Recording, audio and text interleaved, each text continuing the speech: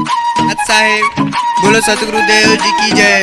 सभी भक्तात्माएं कृपया ध्यान से सुने।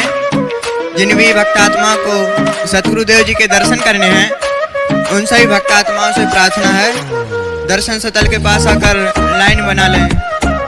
जिन भी भक्तात्मा को सतगुरुदेव जी के दर्शन करने हैं उन सभी भक्तात्माओं से प्रार्थना है